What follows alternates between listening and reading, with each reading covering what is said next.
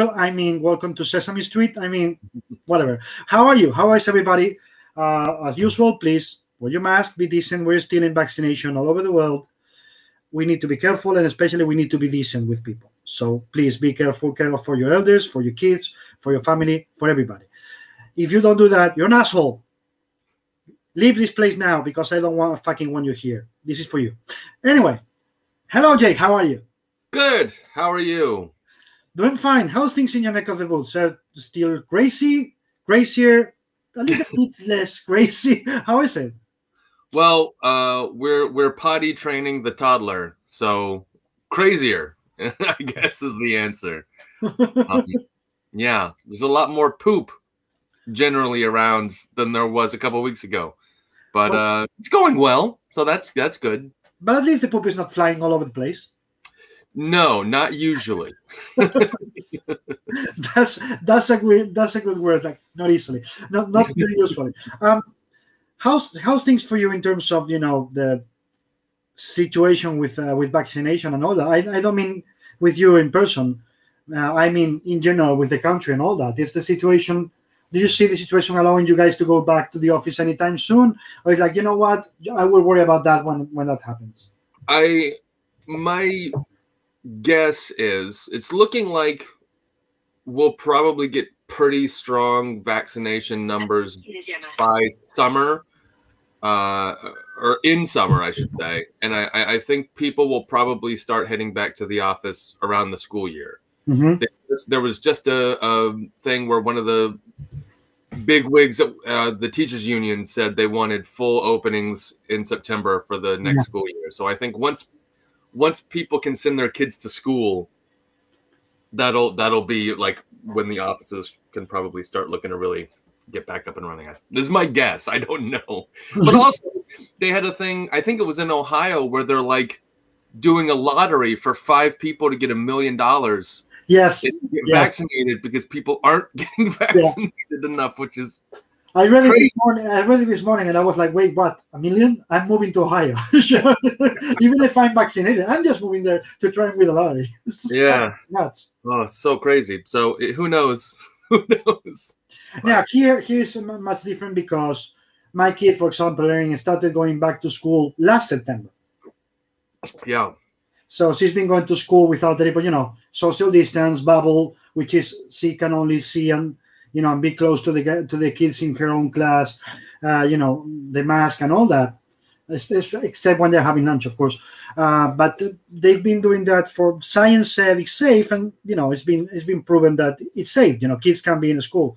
So I hope you guys can do it very soon too, because it's gotta be difficult for you all, to be working for a year with the kids at home.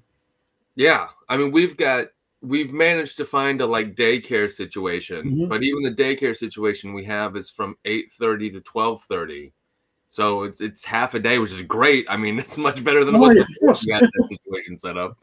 But it's still once you can have full-time childcare again, will be very nice. It'll be relaxing for us. When the lockdown started in March, and we were told kids going to stay in school, and it went it was all the time since March, I guess, until September. And Paloma was working here because, of course, she couldn't work at the office. It was everybody here. And everybody was telling me, oh, it's fine for you. You've always worked at home. And I feel like, no, I worked alone. I didn't have anybody around. Now I have my wife there, so I can put, I want to put Metallica or, Raging Against the Machine or anything like that, which is what I usually do in the mornings. And she's going to be like, what the fuck? Are you nuts? Stop. So it's just different, and the kid around, buddy, the trackboard there. They got them. Use them. You put the headphones on. That's what I did. But I don't like to be with headphones. I'd like to be on my own space. So well, you do a lot of dancing, I know, and the headphones can get in the way of that. And jumping. Yes. And jumping. So I do somersaults in my church. But no, I have to, of course, I had to get used to use my AirPods while at work to not bother her. But the moment they left, The moment they left, it was like, oh my god, no, back to normal. So I'm guessing for all of you guys, it's the same thing. You can't wait for the moment when school is back. I have a life. Well, it's been really interesting. We've been very lucky in a lot of ways during this pandemic, but one of them is like, Dash is he turned 2 in April, so like we've gotten to spend way more time with him as a little toddler than we would have normally. That's We've had so much more time with him, which has been great. And he's young enough where he's not like missing friends if he doesn't get to see friends. Like I don't know how people with like teens or tweens handle that. Like, that must have been miserable and has been. Like I've talked to people. It's really rough. Dash won't remember this. Like there was a whole year of his life, more than a year of his life, where we lived with his aunt in Maryland, and he won't remember any of this. Yeah, So. Erin will, because she turned 6 during the lockdown. And fortunately, we had. I don't know if did I tell you about the police parade we had? No, I don't. The major is in my hometown, in the town I live, which is she's amazing. She talked to the police here and told her that every kid who turned, had a birthday during the full lockdown, if you do an appointment, the cops could come to the street in front of you, call you by your name, put some music, dance for you, and give you a couple presents. That's amazing. Yeah, and I have to send you the video. So imagine that when she was on her birthday, the cops were, Erin Machohoga, please come out the balcony, come to the window. And she was like, oh my God, what did I do? And then she saw it's the cops and dancing and bringing presents for her. It was like so special. So of course she's going to remember. But she was missing her friends. So I can't imagine being 5 to 6. Yeah. How could it be for her being 10 or 11? Just crazy. We were out taking a walk last year around like graduation time, like June. And we were talking because people would have little signs up in their yard, well, whatever Maryland high school graduate lives here, and or whatever. And we were saying like, oh my gosh, these kids, that stinks. They don't get their graduation. They don't get any of this stuff. And like, as we were having that conversation, this parade of cars comes by. There were like 5 cars, and one of the cars had a kid up through the sunroof wearing his graduation hat. And they were just honking their horn and driving through the neighborhood, and the kid was waving. Like, that was his graduation.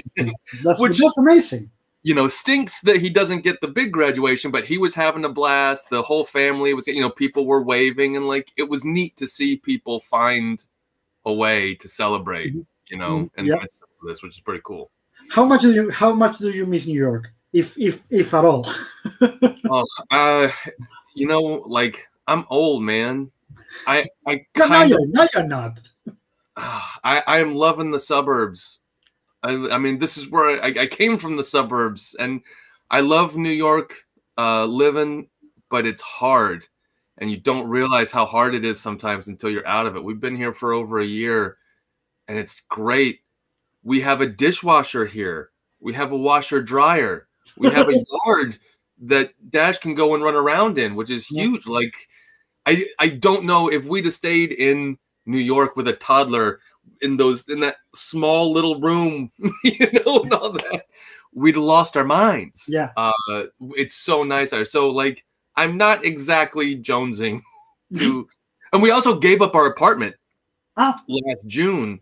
So we're going to have to find a new place to live, which is always harrowing. Whenever we move on. So I'm liking this quite a bit. Yeah, it makes sense. I don't live in Barcelona town. We live also in the suburbs around, and we have like a forest, like 5 minutes away from here to play with the dog and with the kid. So if I'm ever asked, are you moving back to Barcelona, to the town? I'm like, no, why would I do that? It's smaller. The spaces are smaller. They're much more expensive. Everything is concrete around you. It's packed with people running around, normally not that polite because, of course, they're running around. Yeah. So you're like, this is a lot more relaxed. Why? You ask me if I miss it? Sometimes I just go grab my kid, go to Barcelona, take her, to Five Guys or one of those places he wants to go, of course. So that's what you use the big town for. Yeah. But for the rest, sorry, to live, I think you live better out of it. It's nice. And also because like particularly when you've got like a kid, you know, there's a lot of great things in New York, but I can't do them. Like I can't just go to a show or a museum easily with the 2-year-old and all that. Like the stuff is like, oh yeah, New York is crowded and expensive, but look at all this, look at all these other things. It's like, yeah, I can't do that. Yeah. I'm going to work, I'm coming home and taking care of this kid. I you know, like, and I love Dash. I'm on the better end of that, but it's still like it feels like you're paying for a lot of stuff you're not getting to take advantage of. Yeah, absolutely. But by the end of the day, you just finish your day work and you have the time to be with your family. Yep. You know, you just go back and be with your family. And then when you think, oh, I could have loved to go to that museum, you're like, you know what? I'd rather be with my kid.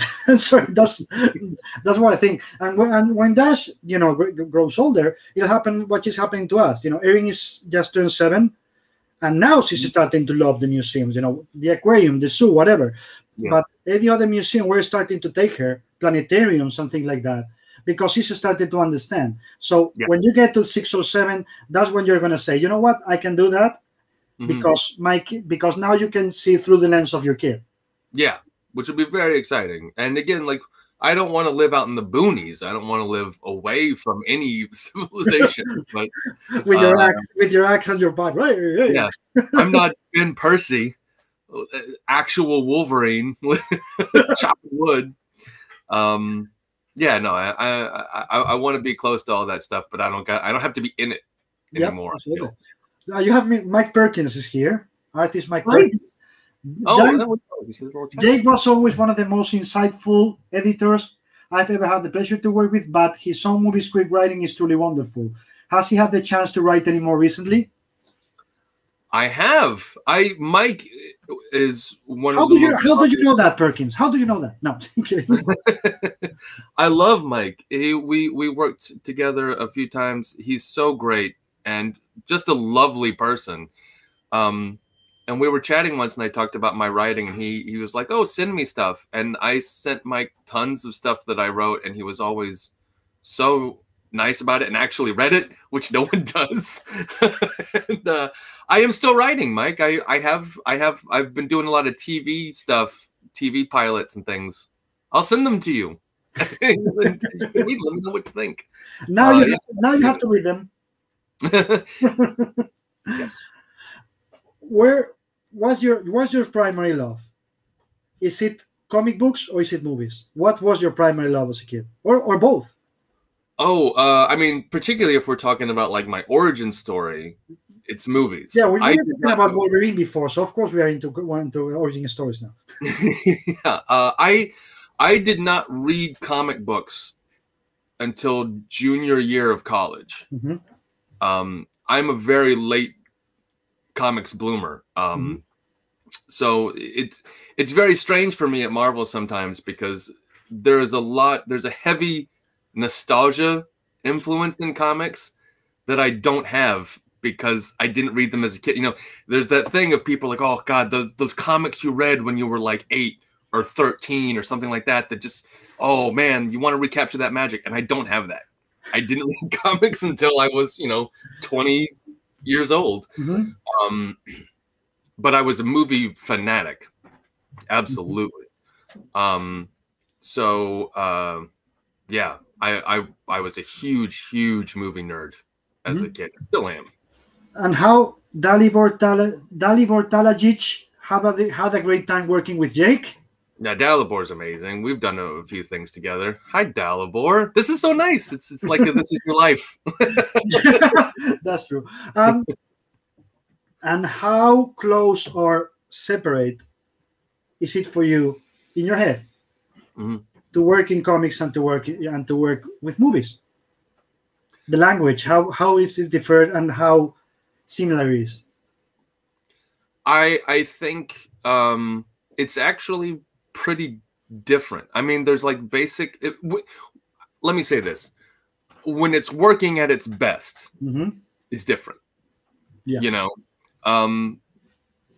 Stories are a good story is a good story. There are storytelling basics that work across stories. You want to have your, rising stakes. You want to have your trials and tests of your characters and all that kind of stuff that works wherever you are.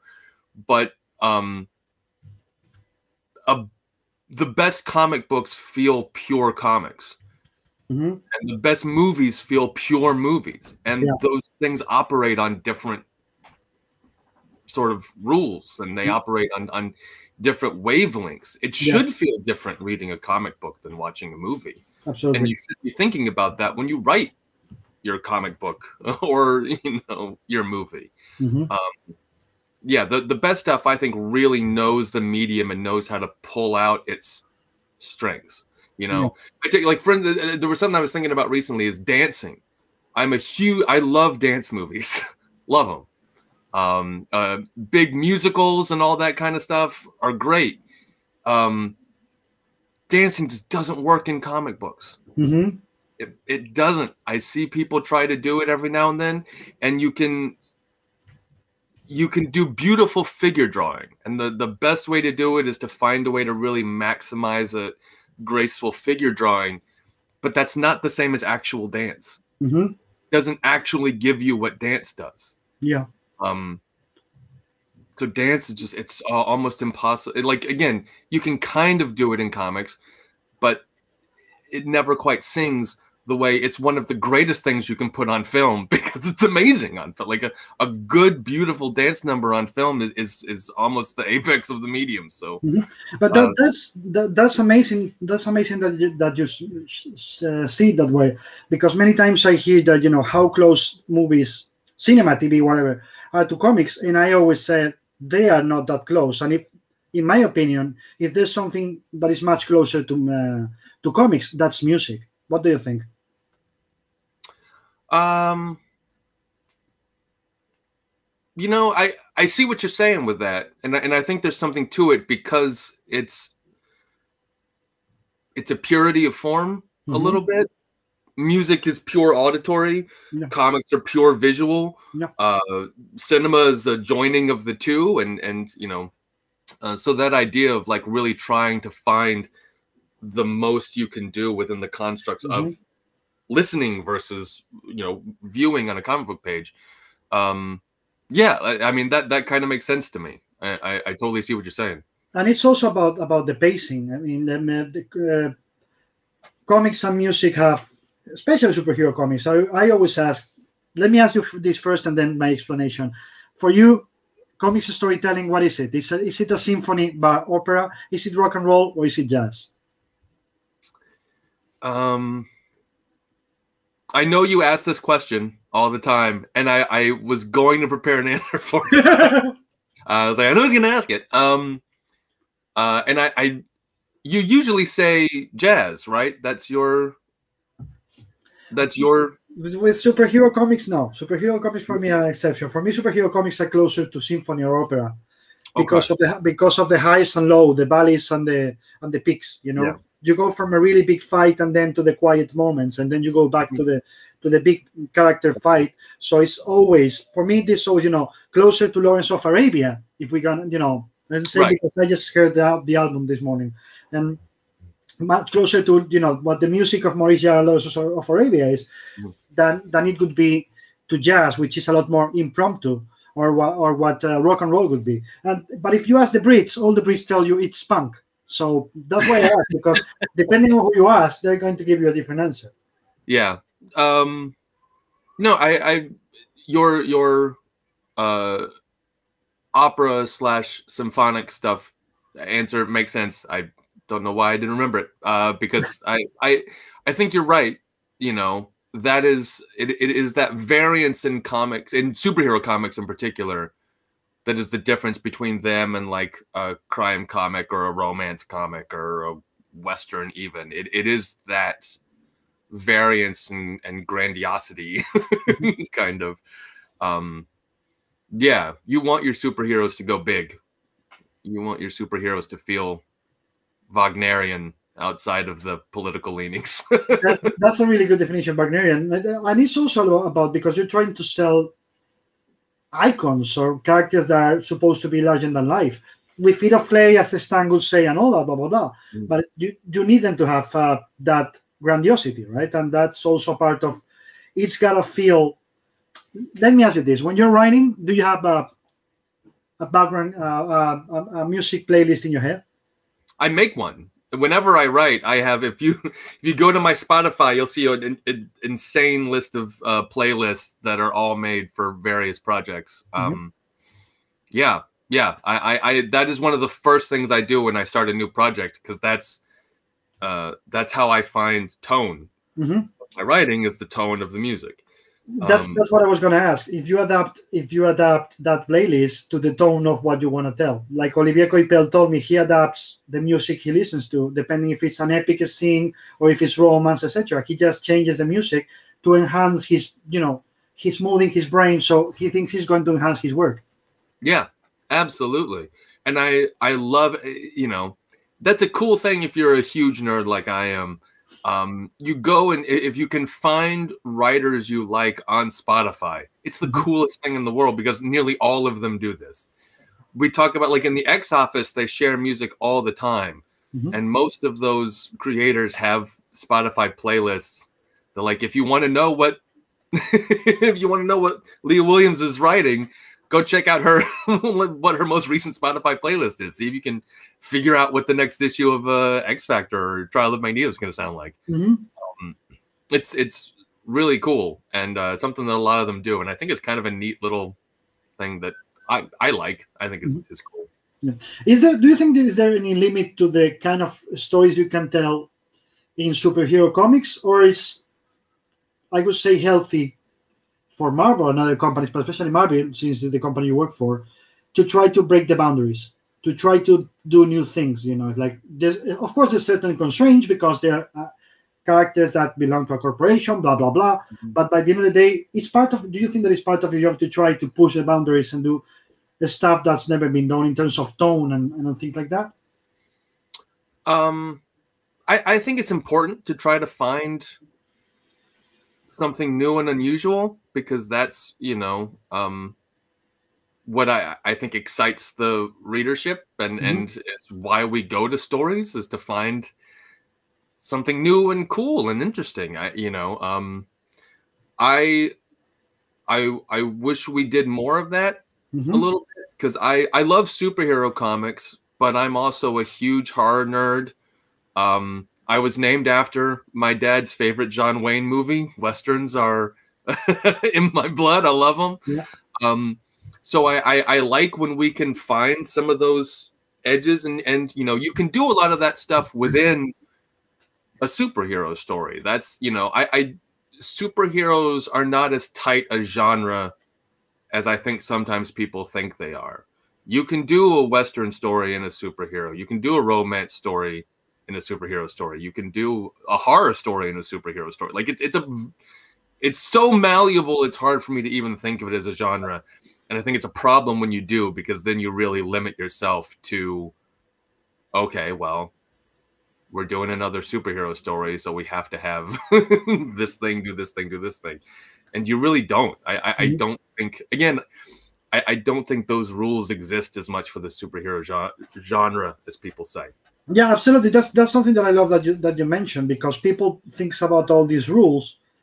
And as you know, I've been doing this for 22 years already. Oh my God. 22 years already. And the limits are mostly on the people who create them for themselves, right? That they are in the editor's point of view or the company's point of view. By the end of the day, what you guys want is a good pitch, is a good story. So it doesn't matter if you want to tell it in the tone of a Western or a horror. If it's good and it fits the character, you're going to go for it, right? Or at least try.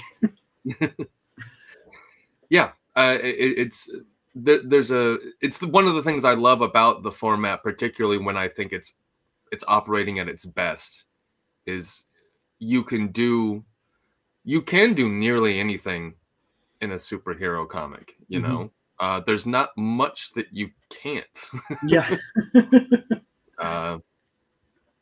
So I love when we get to play like that. That's why the most fun I ever had at this job was when we did Hickman's Secret Wars, because Secret Wars was just a blank check to do anything you wanted, and we had so much fun. You know, I did a Western with Jerry Duggan. Did 1872. We did I did the Shang-Chi book there that was like our drunken master with Shang-Chi. We did I did a war comic with Kieran Gillen. We did Siege. Like it was so great to be able to just like the doors blasted open.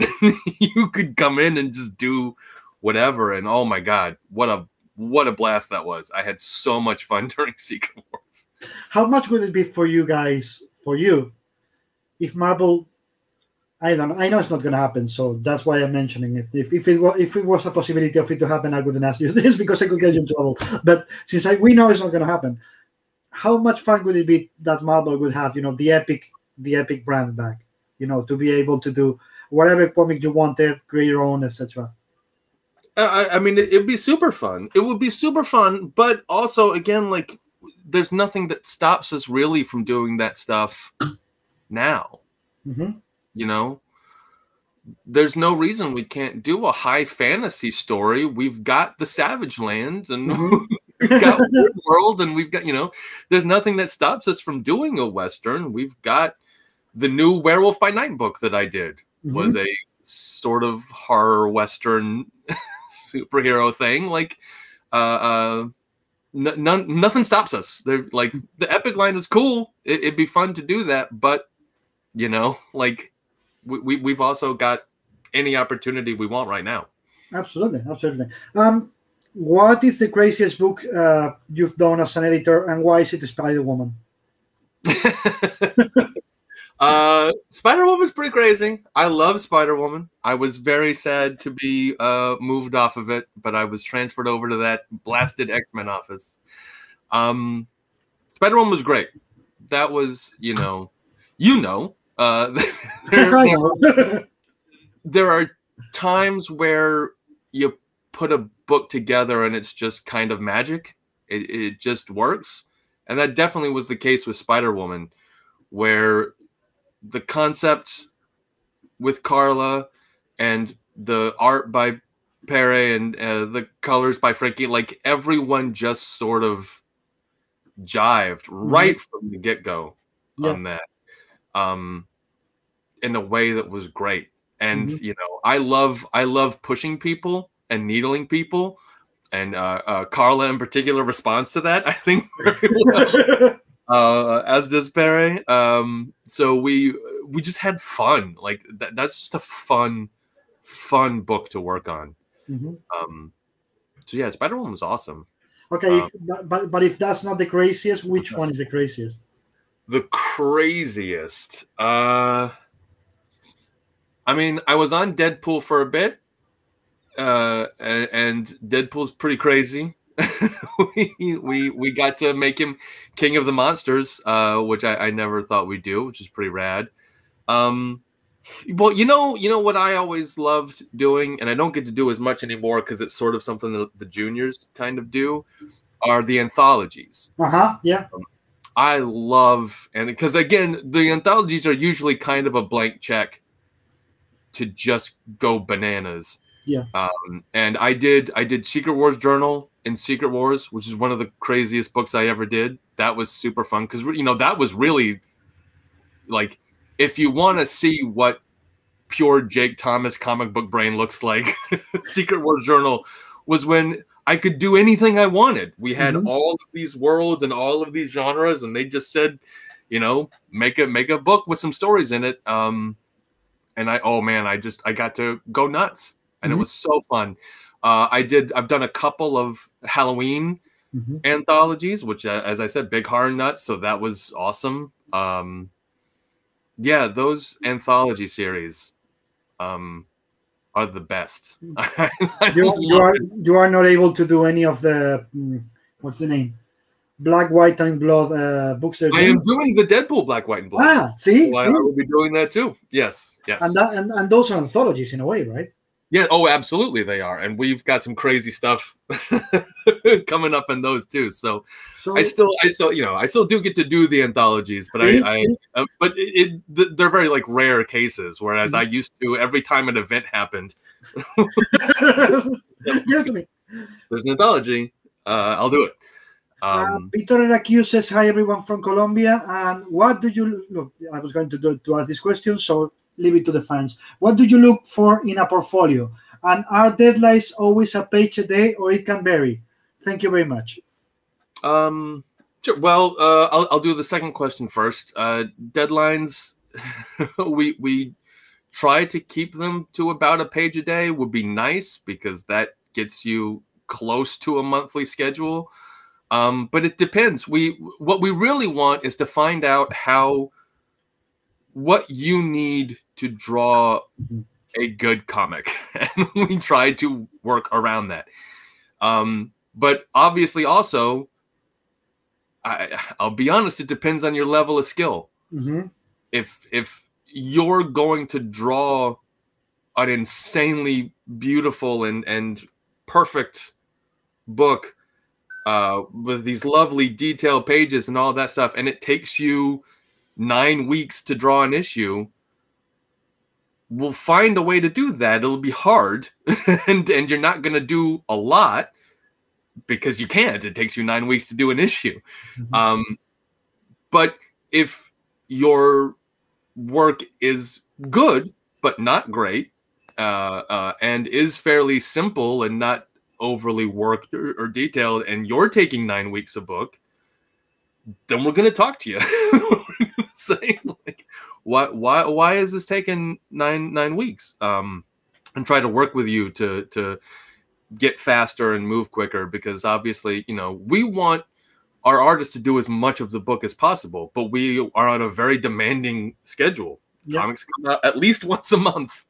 So if it takes you 9 weeks to do a book, we need to get you started way earlier, which we also don't do a ton of. Yeah.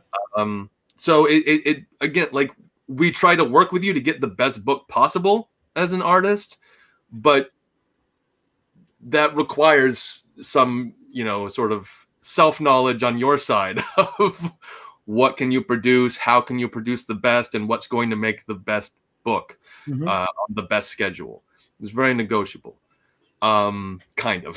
Has the pandemic changed anything in terms of the schedules or the way you guys produce the books, or more or less the same? Aside of the diamond, diamond. No, it's pretty much the same. The time where it changed was COVID stuff, when we, when we sort of had the production stop because the printers were shut down and all that stuff. So when that happened, some books went and got like way ahead on everything, and there was a lot of sort of changing around of schedules there. But everything that got mixed up when that happened is now pretty much back to normal.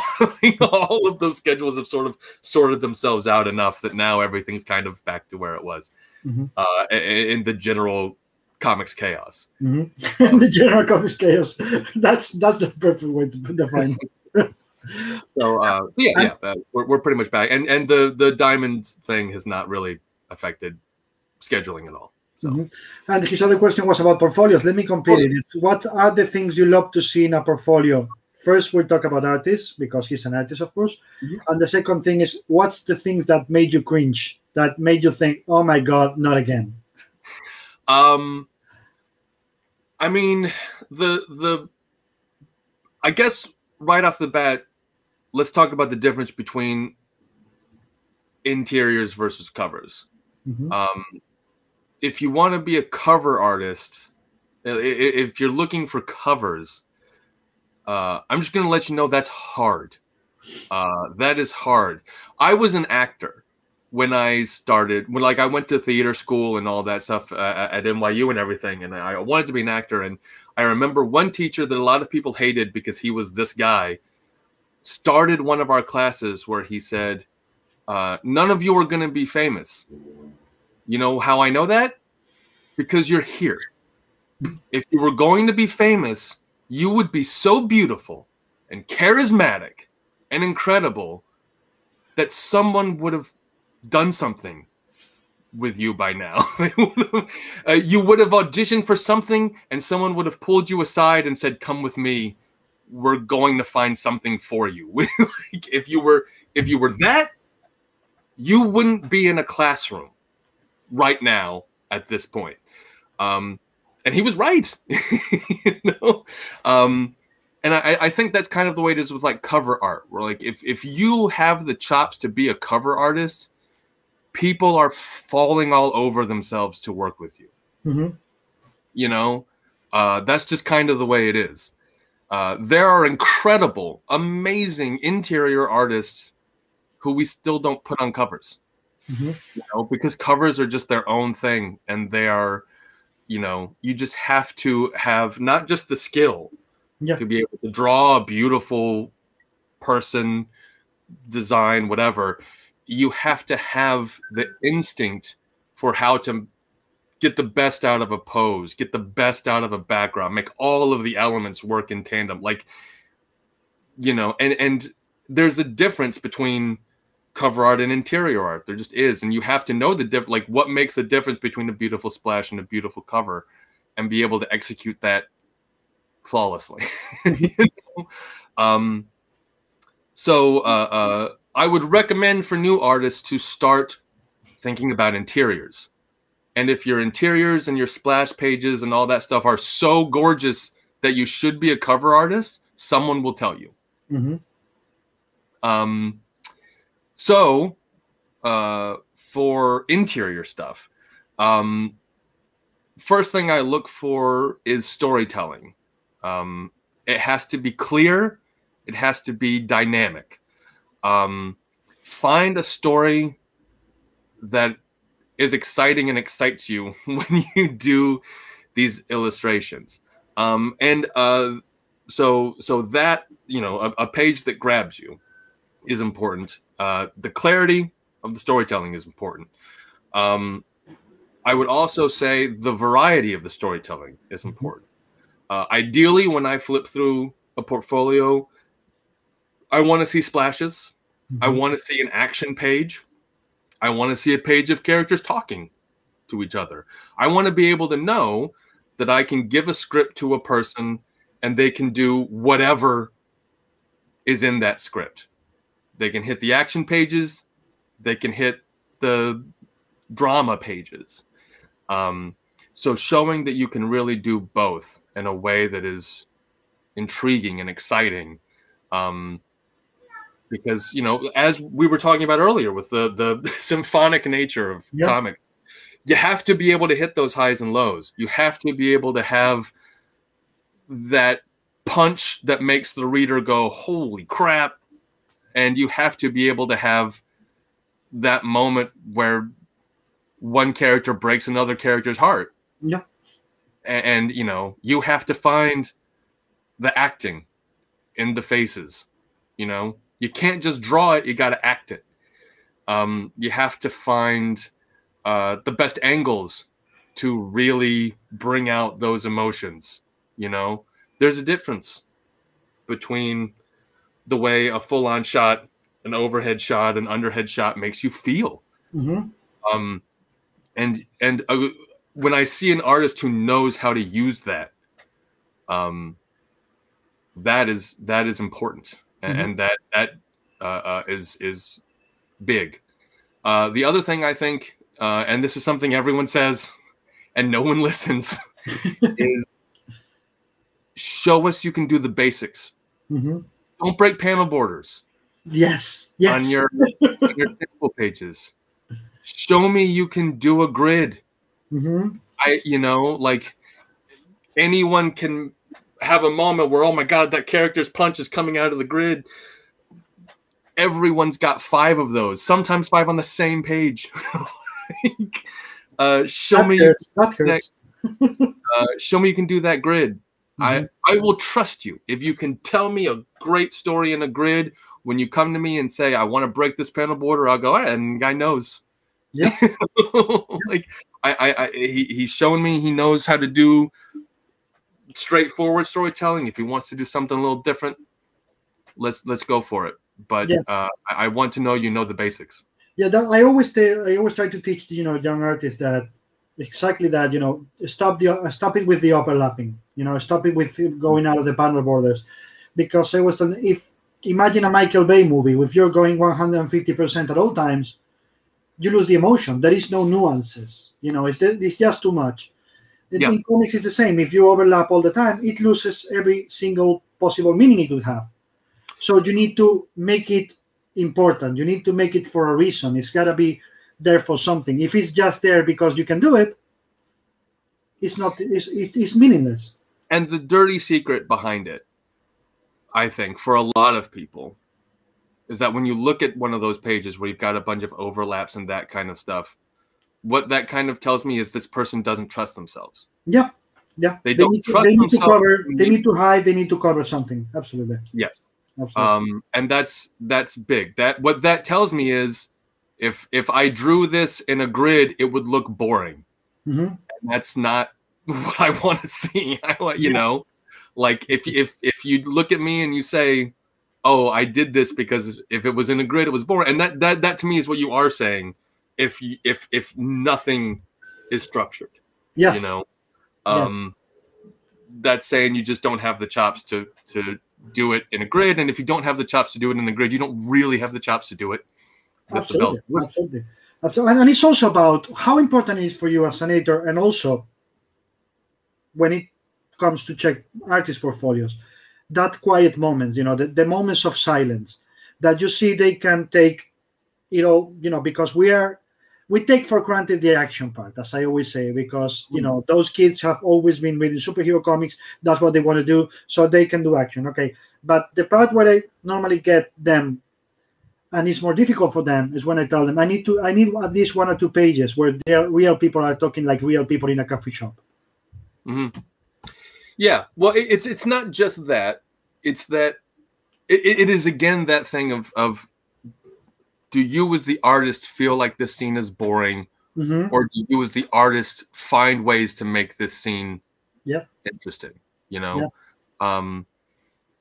Because like Spider-Man means nothing without Aunt May and Mary Jane and Robbie and like all of his supporting characters.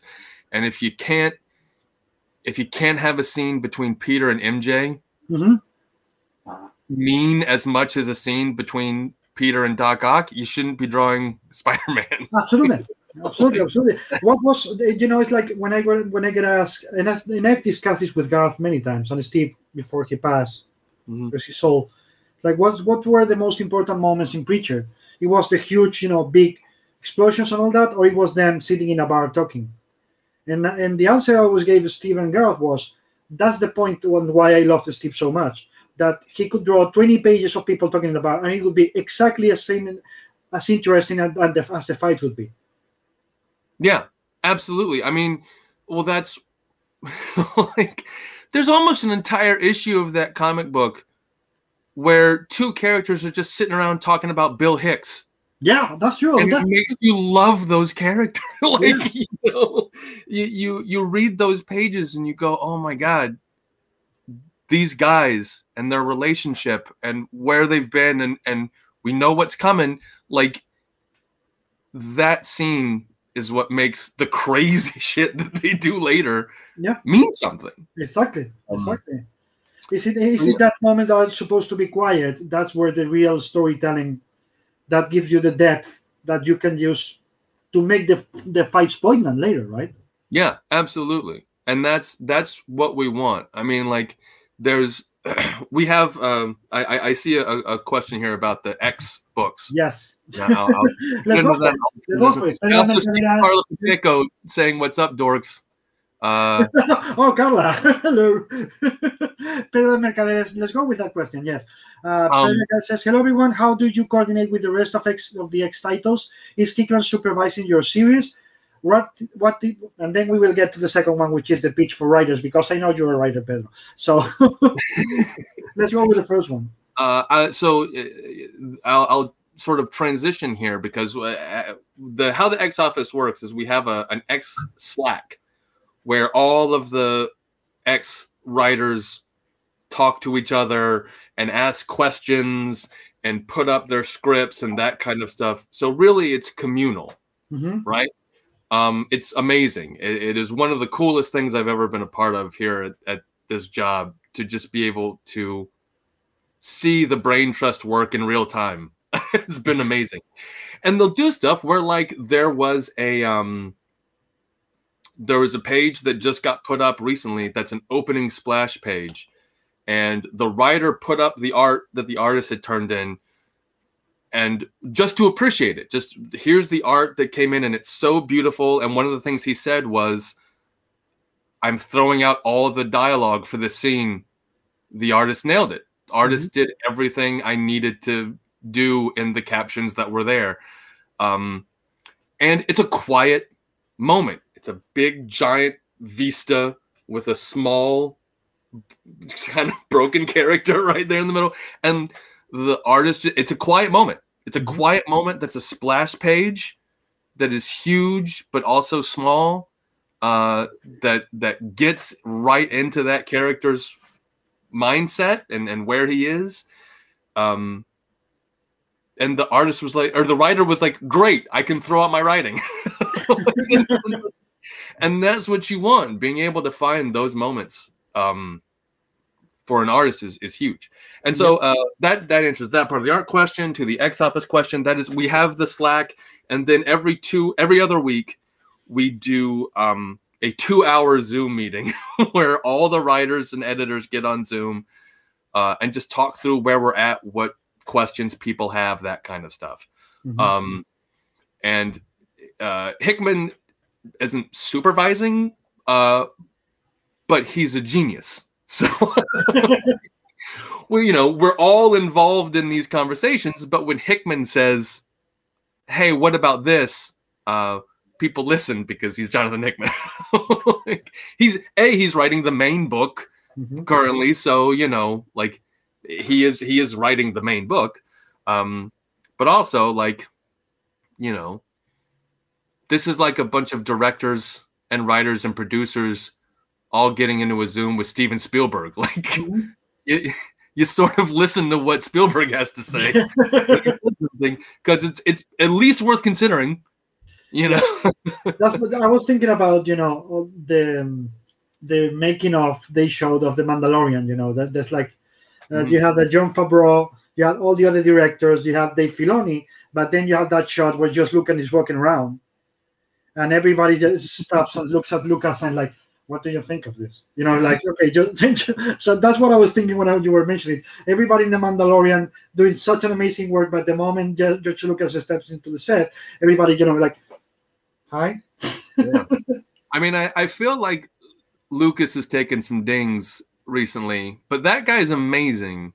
And if you're a writer and you're interested in storytelling, there is a transcript out there of one of the first story meetings for Indiana Jones between Spielberg, Lucas, and Lawrence Kasdan. Oh, I want to read that. It's incredible. It's amazing in general, just because it's full. But like, you just see Lucas just throw out these genius ideas that come right in, and it's just, and he's just like throwing gold. Like, they're all brilliant. So it's just three brilliant guys. Yeah. But like, Lucas kind of runs it, and he's really good. Like, the ideas he's throwing out are bananas. There's one idea that's terrible that a lot of people talk about with that transcript. You have to deal with that terrible idea, or not, just put it aside. But the rest of the ideas are great and incredible. and it shows you that like brainstorming that they do is awesome. And the kind of thing that, particularly in a medium like ours that is collaborative but not hugely collaborative, like, that's three guys, and they are, every moment elevates the next moment when they're talking. Has the pandemic, in a way, Jordan told me in a certain way when I had him here, that the pandemic has helped you guys achieve this kind of communication, because you didn't do it as often before when you were in the office. But now, since you do the Zoom meetings, at all times, you can communicate a lot more fluently with your creators. Is that the case? Absolutely. I mean, I'm I'm taking so much Ramsey, that's the one. Absolutely. You know what I'm talking about. For the dodgy talk about Indiana Jones relationship with you know. Okay, yeah. Okay. We send me a link, you guys. Send me a link. But yeah, it's a game changer. Mm-hmm. I've never felt this attached to the creators and The Office before. You know, in our own, it's very cordoned off. This is like the X world because we've the X Slack and the X Zoom that we do and all that stuff. It's very X focused, but like, it is so powerful to have all of these people helping each other. The other thing is it's just a great group.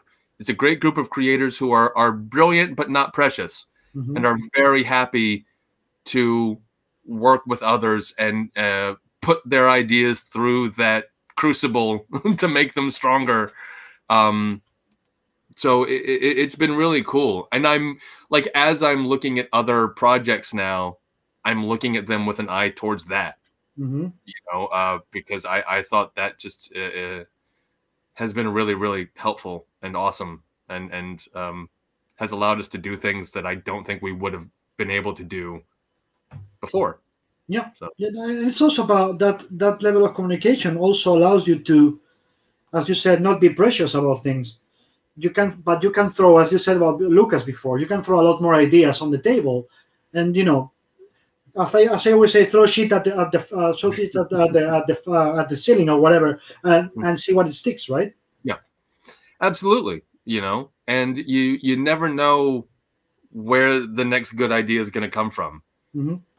You know, like there's there's a big X-Men moment coming up that is very funny because the people who are running that moment, there's an aspect to it that another writer is very fond of and is throwing a lot of cool knowledge at the people who are putting a lot of the big beats together. Mm-hmm. And that's just cool to see, where you just sort of see them like, oh, I don't know if they would have considered all of this if they hadn't had this giant nerd of this very particular aspect of this. So let me see. So it's not the writer of that particular book who's throwing ideas because something that he loves a lot. It is not this. It is not this. But it is as though a big part of the X-Men were going to be 90s, 2000s Britpop. And then Kieran Gillen entered and was like, I have some thoughts. I know every single thing about Britpop. Like, it's like that for something else. But that is the general idea. It's like, oh my God. I'm not looking for details. Don't worry about it. I just love the idea that this current situation allows you guys to do that. You know, that since you're in such a fluent communication, a writer who's not working on a book but loves a certain aspect can enter and say, hey, I'm going to give you a lot of feedback that you can use or not in your book that is going to make it richer, right? Exactly. So that kind of stuff is happening all the time, mm-hmm. and it's great. And also, everyone's very funny. a lot of jokes and you know, people ribbing each other. It's been a real blast, mm-hmm. To be a part of. Very cool. Pedro was asking about what the perfect pitch requires for you, and he means as a writer, because I know he's right. A writing pitch. I usually look for. I'm going to keep going with your opera stuff. Go for it. I left it on the table. Just grab it and go for it. Like, I'm looking for the big and small. You know, there is Nick Lowe is brilliant. One of the best. I mean, like we have an incredible editorial staff right now. It's full of people who are extremely smart and intimidating and amazing to be around. But Nick Lowe's thing when he's putting a book together is always, you're looking for the big stupid. Mm-hmm. What's the big stupid idea that when you hear it, you go, oh, what? I gotta see what that is. That you sort of want people to not be able to turn away from, you know. Mm-hmm. So you want that big concept of like, all right, well, here's this crazy take that when you hear it, you're gonna go, okay, like I have to see what they're doing with that. But then you also want that tends to be something big and crazy. That's you know, people fighting dinosaurs, to use the Carla Pacheco model. But you know what? Let's run with Carla, because Carla's pitch was great. Mm-hmm. You know, we came into that, and Carla right from the top was saying, let's you know, blow up helicopters. Let's have dog fights. Let's as in aerial dog fights, not actual dog fights, everyone. You know, like, being Carla, and we know she's looking, it could be very possible that she tried to pull a real dog fight. So yes, thank you for clarifying. You know, we're gonna have dinosaurs and experiments, and you know, like all this big crazy stuff. And so that was sort of the big stupid, but underneath it all was a very emotional story about this woman who didn't have family and then suddenly did, but that was almost worse. Yes. and this story of a lonely person who has this rage that is being amped up by the drugs that she's on, but is also something that we were all particularly experiencing. Like there was a lot of people were very angry, and Carla wanted to talk about anger. And so that was such a great pitch, because I saw it all. I saw the big action beats. I saw the personal character beats. They were all there. They were all strong. It had the good twists and turns. You know, we knew we were gonna. She was gonna have a brother, and we were gonna bring back the mom, but not really. And you know, and so you could also see the cliffhangers. You can see like, oh, this ends here, and that pulls you into 2, which is big and crazy, and then ends here, which pulls you into the. You know, you could feel that pull of each issue of like, I need to know what happens next. I can't believe that they did this, and then they did this. So it's finding the big, the small, and melding both of those to just pull a reader where you just have to know what happens next. You know, that's the big thing for me. And are you more? And I'm quoting Scott McCloud here. Are you more of a structuralist or an emotional guy? What turns you? You know, what makes you get into a pitch, or as a writer yourself? What is the fundamental there? You know, the how to build the structure of a story, or the emotional bits of it. I'm gonna do the cheating answer. If it's good, it's both. If it's good, the structure is what gets you the emotional pull. Like, you know, we'll keep talking about Carla. Fine. Carla's good at that, because you know, Carla, we would sit together and we'd work out the story, and we'd know what and like the first arc that I worked on, the the arc that I was part of, you saw the bit like structured very well. Here's how we build, and here's how we grow, and yada yada yada. But the story components also built the character and emotional components. You should have both there, and one should feed the other. Because to me, like, you can say that you have these emotional moments, but if those emotional moments aren't tied to action, they don't mean anything. If a person is lonely, but then becomes not as lonely, but that just happens and is not connected to any of the action in the story, then who cares? I don't like. I'm glad they're less lonely, but also all this other shit happened, and what does that have to do with anything?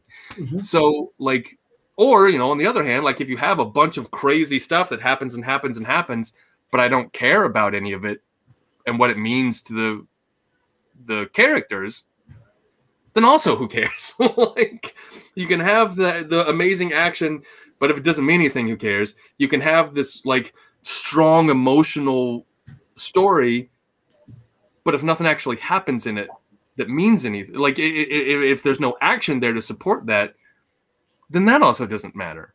Mm-hmm. You know, I don't think you can separate the two, actually. At least not the way I look at it. Boo. What is how do you just thought about this? How have you ever thought about writing comics yourself, or that's a completely separate animal? You know, they're writing for movies and TV, and you're I won't say safe, but you know you're comfortable being an editor in comics, and that's the side of the fence you want to be on. I do not think about writing comics because contractually I can't. An editor at Marvel is not allowed to write comics at Marvel or write comics anywhere else because that's a conflict of interest. So I work on television and I'm outlining a novel and stuff because I can pursue that without worrying about breaking contract and stepping on toes and being, you know, generally getting into trouble. Yes, exactly.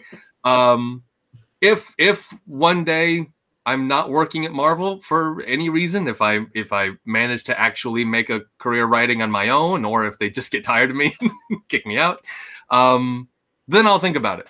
Mm-hmm. I love comics. I think they're amazing. I've been working with them for 11 years. So yeah. What if I asked you to pick between Western and horror? What would you pick? I'd pick horror, but it's close. I love. Yeah, it's very close. But I think that's the nostalgia factor that I don't have in comics that I do have in movies, because I knew that I was named after a Western and I liked Westerns, but. Westerns, it's funny because, you know, like in the 50s and everything, they were seen as very like it was kids' entertainment. But I actually think Westerns tend to be a very mature genre. And so I liked the horror. I love the horror stuff first because there's a lot more entryways for young, goofy kids to love horror. And I came to Westerns to love them later. So horror, I've got the childhood pull of, but Westerns are great. And who would you mention as your influences from movies, from cinema, as directors? Who could those be your names? Because I am always like you know, like Orson Welles. When I get asked best director, I like there's John Ford on this, and then there's the rest. So that's where I stay. Just so you know. But what do you think? Who are your influences? In terms of writers for movies, of course, too. Yeah, you know, I would say it's so hard because there are people I love that I don't think I write like, you know, and I think that's actually an interesting thing because I think there's a reason we love as creators. I think some of the people we love because they're mysteries, because they're so unlike us, you know, like there's one of my favorite writer-directors of all time is Andrzej Zolowski. He was Polish. His big movie was Possession, with Isabella Gianni and Sam Neill from 1982. But he's amazing. I love him. He's incredible. I could never write an Andrzej Zolowski script. I would never even try. He was a lunatic. I love lunatics. I love Werner Herzog. I love David Cronenberg. David Lynch, big David Lynch fan. But again, I could never write a script like any of those guys. I wouldn't know where to start. So like they're influential to me because I love them and I watch them over and over again. The one I was going to mention when I started this rampage was Sergio Leone. I think as far as like pure cinema, no one ever beat Sergio Leone for me. I think that guy when you see those movies on the big screen, like I think for me, he beats everybody. He beats Kubrick. He beats Lean. He beat I think Sergio Leone got the big, beautiful idea of cinema better than anybody for me. But again, I couldn't write a Sergio Leone movie to save my life. I look at those things and they're crazy. They're so rambly. They're so weird.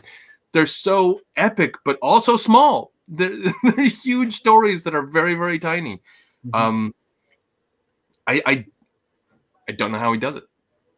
You know, I think it's one of those cases where you could see that everything was in his head.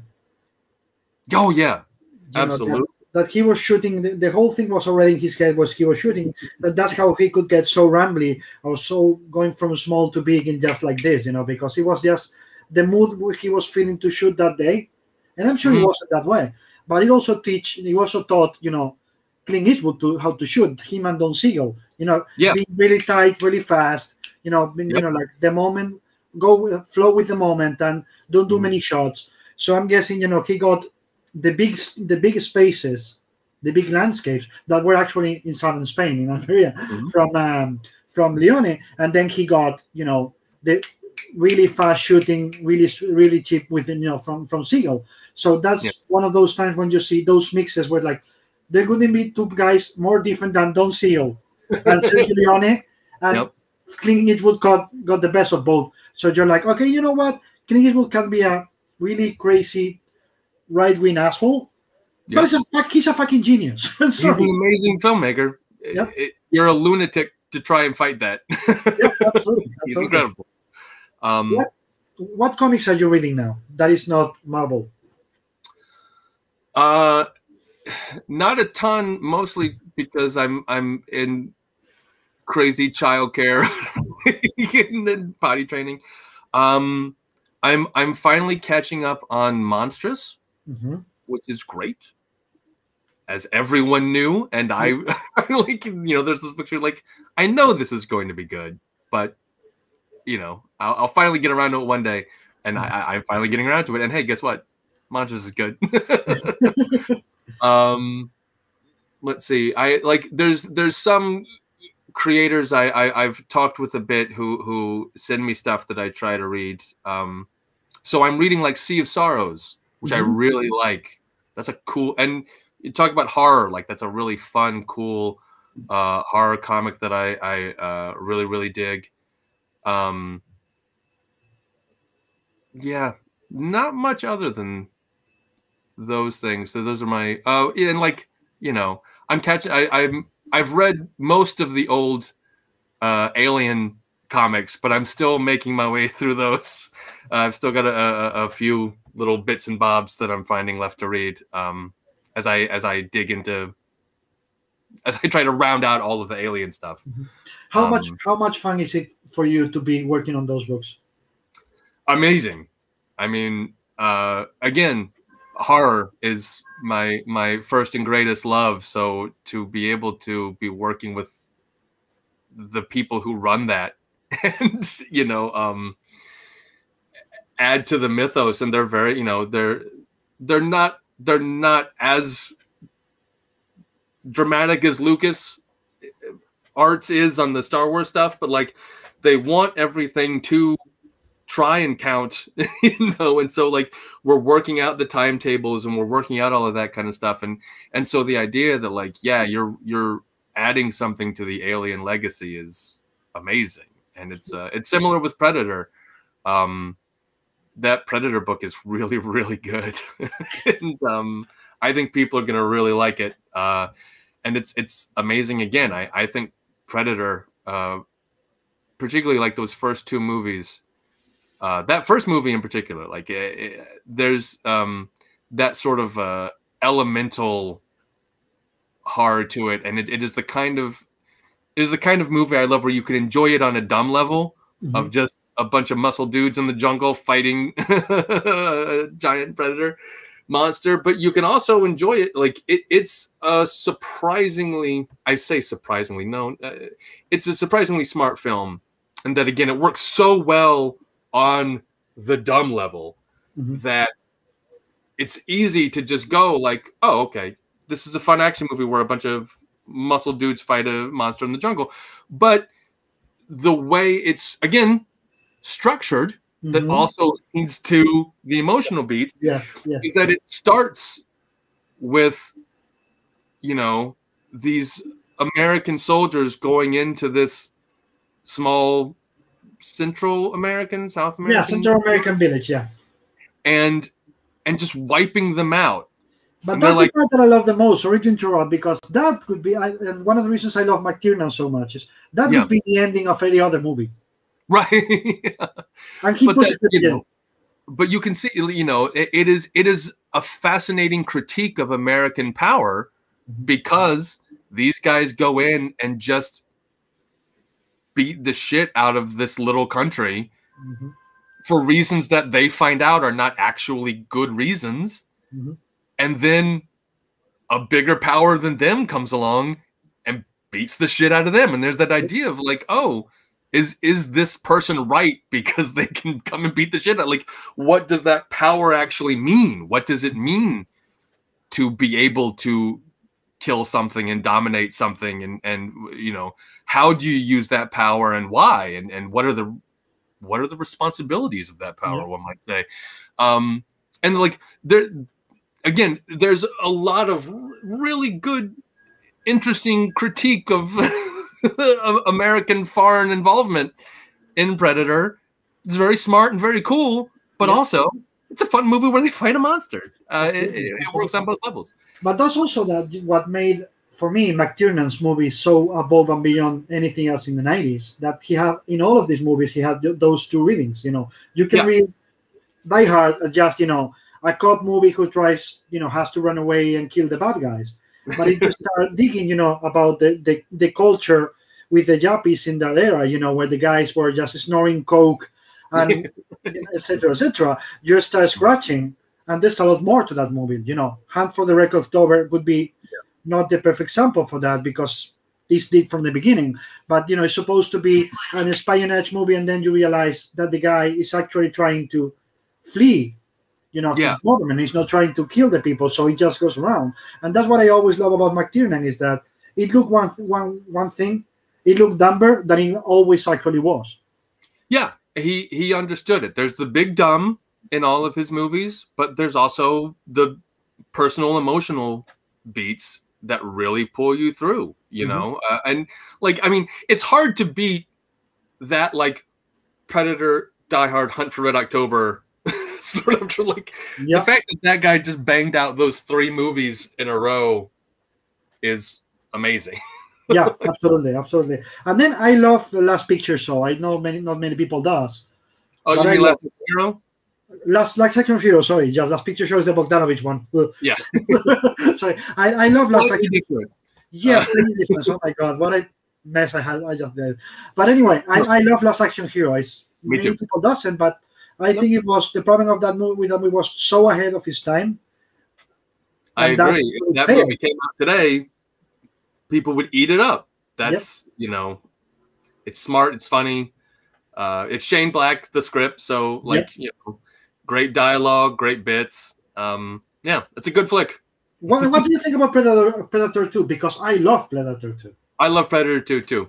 I think it's great. I've seen it on the big screen. I really dig it. It's bananas. It's very different. It's you know, it's kind of just the big dumb. I think. I don't know that there's a lot going on under the surface of that movie, but it's a roller coaster ride.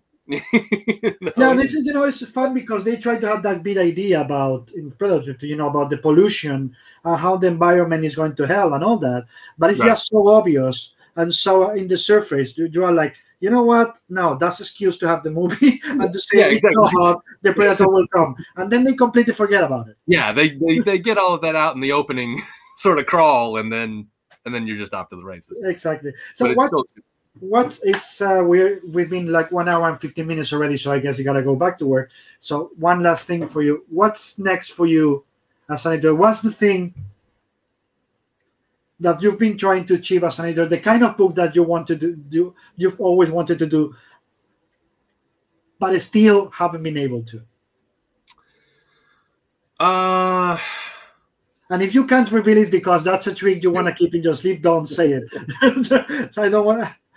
Well, there's something I can't really talk about, but there's a way of running a book that I've wanted to do that I might be getting to do soon. That I'm very excited about. Just had a big call about that. So that's very exciting. It's something I've wanted to try out for a while. We'll see if it works, but it looks good. So okay, that's exciting. Let me text CB now.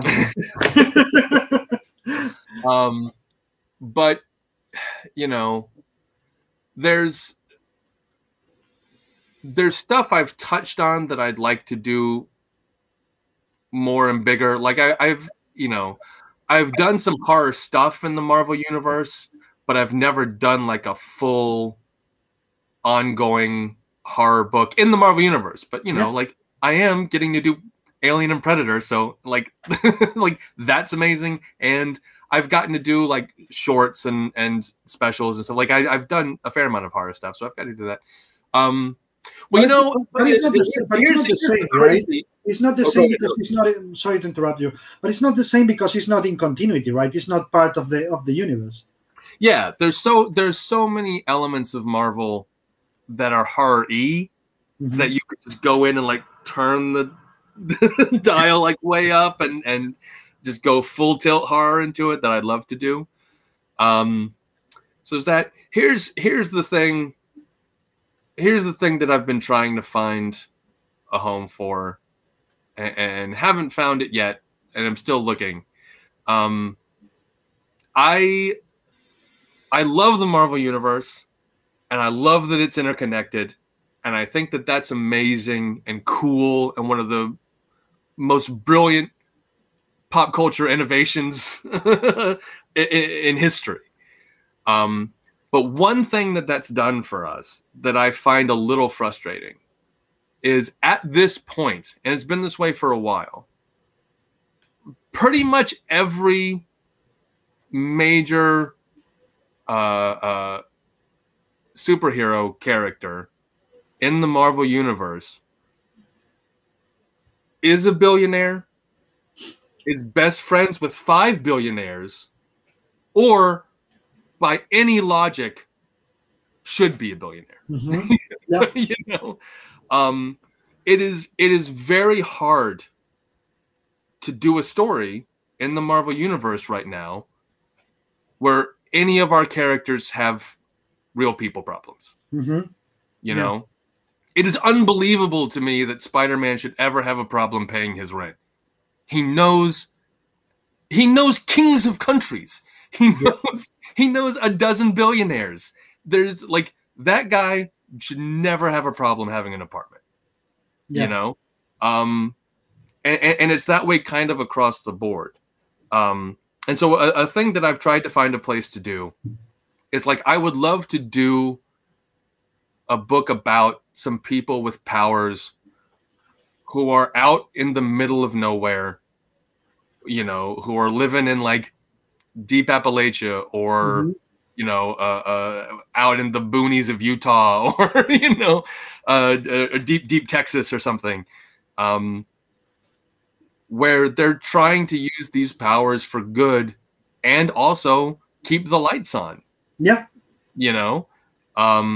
I do like I think the problem there is you have to take those people out of New York. You can't set that book anywhere near New York because the minute they're in New York, they're going to meet 5 billion. You're in New York, you start using powers. At a certain point, Iron Man shows up and Black Panther meets you and like, you know, all these people. So, you know, I that is something I've an idea that I've loved, that I have occasionally brought up and tried to pitch that's never quite made it. And so that's a story I'd like to do. I think that's sort of that's the white whale that I've carried with me basically since I've started, and never really found the place to do it. It'll gel. That's the idea that it's always percolating in your head until you find the right touch, the right way to tell it. It reminds me in a way of what Paul Levitz and Keith Giffen did on Legion of Superheroes. Legion of Superheroes back in the day before the 5 years later was 30th century, all technology and all that, and they decided to do a Magic Wars where, of course, the idea was all technology disappears. Mm-hmm. And there were all those characters were for the 30th century, all depending on technology, even their flight rings depending on the technology, and nothing worked. From that moment was, okay, it's all magic. There's no technology. And this is the fucking Legion of Superheroes in the 30th century. What do you do? Yeah. So I love that idea, when you can just turn it around and go back to the beginning where Spidey or the other characters, like, they're supposed to be street level.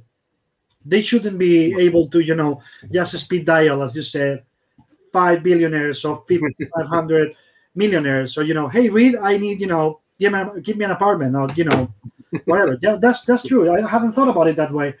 But it's going to be difficult for you guys as editors to find that side of the character when in the back of your head at all times, like, it doesn't make sense. He can call Reed or Tony or Steve or whatever else. That's pay the rent. How much do you need? That's why I didn't believe and I stopped watching Falcon and the Winter Falcon. The moment when he asks for a loan in the bank, and they say no, you're like, wait a minute. This guy 15 minutes ago has been, doing special ops for the fucking government, for the military, and this guy was bankrolled. He was an Avenger, and you're telling me they're telling him you're not getting the money, and then asking for a selfie. That took me so off the TV show. I didn't continue. I was like, I'm sorry, suspension of disbelief is there. Yeah, there's and there's like there are people who've done great work with that. Like it's a tightrope walk that people have done really well. Where like a character like Kamala or Miles still feels pretty grounded. Yeah, absolutely. But it helps that they're young, and they the best part is superheroes don't want them on a team. You don't want to put a kid on a team. That feels weird. You're going out in a battle with a kid who's still in school. So that helps, and I don't want to throw shade on creators. No. I perfectly understand the nuance of what you just said. No. But it is. I'd like to take the line away. Yeah, just absolutely. really. And being young kids, of course, it helps because they don't have as many connections. The moment you grow older and you meet everybody and you know everybody, that's when it starts to be, as you said, a problem. And that's not throwing shade. That's just looking at the big picture. But in the other side of the connection, you have when those kids start meeting everybody and they start getting into groups, like the Young Avengers, or that's when you start saying, wait, the same problem we have with the older guys, we're starting having with the young guys because now they know everybody else. Right. Which again is why you gotta isolate them, and send them out. And if they have a moment where for some reason, for some weird story, they meet Iron Man, they do something crazy with Iron Man, and then Iron Man goes back to New York or Avengers Mountain or wherever, and they're still there in Arkansas or Texas or Utah or somewhere where these characters aren't. Frequently, and that's also part of the fun for you guys, right? As editors, you have those limitations, but it's like, okay, I gotta make it work. Whatever, I gotta make it work. So in the end, you always find new solutions to make it work, right? Exactly, and like there's times where we've gotten close, like when they did the Initiative, and you had like the Great Lakes Avengers and that kind of stuff. Where like it was almost there. But, a lot of times that stuff's done for comedy. Like, I love the Great Lakes Avengers. They've had a lot of, because there was the book they did a few years back that was awesome. Really, really good and really funny. But again, I want to just stare at that a little harder. I'd love to get that opportunity. I think that'd be really fun. It'll happen. Anyway, I want 1 hour and 25 minutes. So thank you for being here. This was great. Important thing. And thank you for answering everybody's questions. And thank you all for being here. We'll be back on, Tuesday. Let me check. We're back on Tuesday. Yes, with artist Steve Lieber. So don't miss it. If you're going to get a huge storytelling lesson, composition, storytelling. Steve is one of the best in the business, so He really is. That's going to be awesome. And for all of you, again, I repeat, wear your mask, be decent, take care of people. We're still not out of the woods, but as you see there, the light is at the end of the tunnel. So take care of yourself. Thank you, Jake, again. Thanks, David. And we're off in 3.